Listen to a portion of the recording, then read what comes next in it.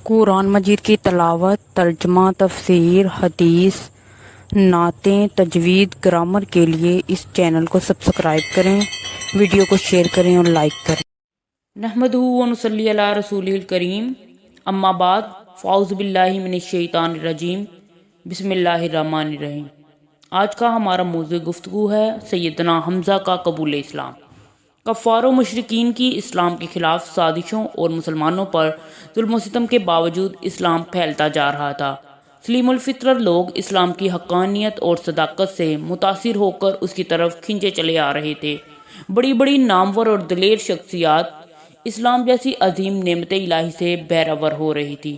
ایسے ہی خوش نصیب لوگوں کی فہرست میں ایک بڑا نام اللہ کے رسول کے چچا حمزہ بن عبد المطلب رضی اللہ تعالیٰ عنہ کا بھی ہے۔ یہ رسول اللہ صلی اللہ علیہ وآلہ وسلم کی بعثت کے چھٹے سال مسلمان ہوئے۔ بعض مورخین نے لکھا ہے کہ 5ویں سال مسلمان ہو گئے تھے۔ سیدنا حمزہ رضی اللہ تعالیٰ عنہ کس طرح مسلمان ہوئے، اس موضوع پر روشنی ڈالتے ہیں۔ سیدنا حمزہ کے اسلام لانے کا پس منظر یہ ہے کہ ایک مرتبہ ابو جہل صفا پہاڑی کے قریب رسول اللہ صلی اللہ علیہ وآلہ وسلم کے پاس سے گزرا۔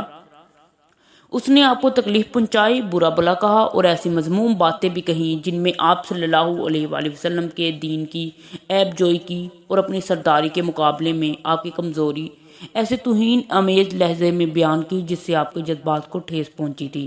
رسول اللہ صلی اللہ علیہ وآلہ وسلم یہ ساری نازیبا باتیں صبر اور وقار کے ساتھ برداشت فرماتے رہے۔ آپ نے ابو جہل کی گھٹیا باتوں کا کوئی جواب ہی نہیں دیا۔ عبداللہ بن جدعان کی ایک لونڈی اپنے مکان میں بیٹھی تھی، وہ یہ سب کچھ سن رہی تھی۔ ابو جہل رسول اللہ کو اذیت پہنچانے کے بعد وہاں سے چلا گیا اور کعبہ کے قریب قریش کی ایک مجلس میں پہنچ کر بیٹھ گیا۔ رسول اللہ صلی اللہ علیہ وآلہ وسلم بھی اپنے گھر تشریف لے گئے۔ اسی لمحے حمزہ رضی اللہ عنہ گلے میں کمان لٹکائے شکار سے واپس آئے۔ وہ بہت اچھے شکاری تھے، وہ اکثر شکار کے لیے جایا کرتے تھے۔ ان کا معمول تھا کہ جب شکار سے واپس تشریف لاتے تو اس وقت تک اپنے گھر نہیں جاتے تھے جب تک کعبہ کا طواف نہ کر لیتے۔ وہ کعبہ کا طواف کرتے ہوئے قریش کی جس مسجد کے قریب سے گزرتے وہاں ٹھہرتے، شرکائے مجلس کو سلام کرتے، پھر ان سے گفتگو کرتے۔ سیدنا حمزہ قریش کے سب سے زیادہ طاقتور، معزز، نہایت غیرت مند اور خوددار نوجوان تھے۔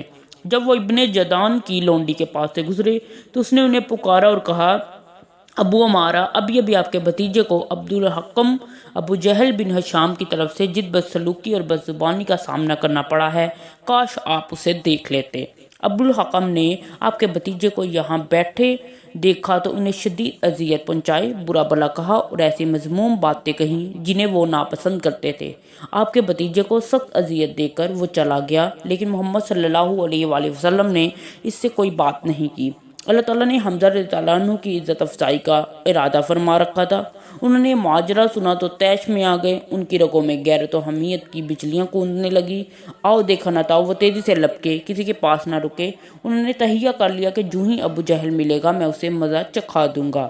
وہ حرم میں داخل ہوئے تو دیکھا کہ ابو جہل اپنی قوم کے لوگوں میں بیٹھا ہے اور اس کی طرف بڑھے اور اس کے سر پر جا کر پہنچے۔ انہوں نے اپنی کمان پوری قوت سے اس کے سر پر دے ماری۔ ابو جہل کو بڑا کاری زخم لگا۔ سیدنا حمزہ نے اسے مخاطب کیا اور کہا، کیا تو محمد کو برا بلا کہتا ہے جبکہ میں بھی ان کے دین پر ہوں؟ میں بھی وہی کہتا ہوں جو وہ کہتے ہیں۔ اگر تجھ میں ہمت ہے تو جوابی کارروائی کر کے دکھا۔ ابو جہل کے قبیلے بنو مخزوم کے لوگ اس کی مدد کے لیے سیدنا حمزہ کی طرف لپک گئے۔ ابو جہل نے انہیں روکتے ہوئے کہا، ابو عمارہ کو چھوڑ دو، اللہ کی قسم میں نے اس کے بھتیجے کو فی الواقع بہت بری گالی دی تھی۔ وہ لوگ پیچھے ہٹ گئے اور حمزہ کو کچھ نہیں کہا۔ شیطان کی حمزہ رضی اللہ عنہ کو ورگلانے کی کوشش۔ سیدنا حمزہ رضی اللہ عنہ نے جوش غیرت و حمیت میں ابو جہل سے اپنے بھتیجے محمد صلی اللہ علیہ وآلہ وسلم کا انتقام تو لے لیا اور اپنے مسلمان ہونے کا اعلان بھی کر دیا، لیکن بعد ازاں جب وہ اپنے گھر پہنچے تو شیطان ان کے پاس آیا اور کہنے لگا، تم تو قریش کے سردار ہو، تم نے بھی اس صحابی محمد صلی اللہ علیہ وآلہ وسلم کی پیروی کر لی اور اپنے باپ دادا کے دین کو چھوڑ دیا۔